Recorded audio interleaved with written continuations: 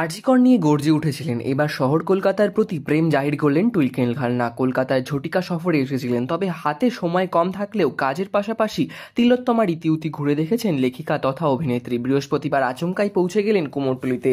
সেখানকার মৃৎশিল্পীদের সঙ্গে দিব্যি আড্ডা দিয়ে ডাকের সাজে কয়েক গহনাও কিনলেন টুইঙ্কেল খান্না।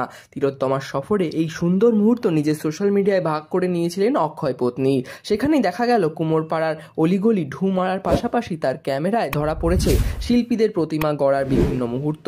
টুইঙ্কেল জানালেন, কলকাতায় দুটি অনুষ্ঠানে যোগ দিতে গিয়ে এসেছিলেন, তাই ভাগ্যক্রমে কুমোরটুলিতে সময় কাটাতে পারলাম।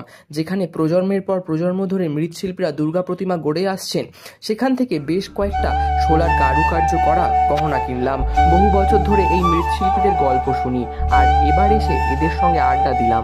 অভিনেত্রী লেখিকার পোস্ট করা ভিডিওতে দেখা গেল পরনে নীল জিন্স এবং নীল ব্লেজার। হাসি মুখে কুমোরপাড়ায় দাঁড়িয়ে ক্যামেরায় পোজ দিয়েছেন তিনি। কলকাতা এসে হ্যান্ডলুম শাড়ি যে তিনি কিনেছেন সে কথা জানালেন টুইঙ্কেল খান্না। পাশাপাশি অনুরাগীদের উদ্দেশ্যে অক্ষয় পত্নীর প্রশ্ন, ঘুরতে গিয়ে কোন জিনিসটা কেনা থেকে নিজেকে বিরত রাখতে পারেন না। এদিকে পড়ন্ত শীতের বেলায় বলিউড অভিনেত্রীকে পেয়ে বেশ উচ্ছ্বাসিত কুমোরটুলির মৃৎশিল্পীরাও। এরকমই নিত্য নতুন আপডেটের জন্য আমাদের চ্যানেলটি সাবস্ক্রাইব করে আমাদের পাশে থাকুন। ধন্যবাদ।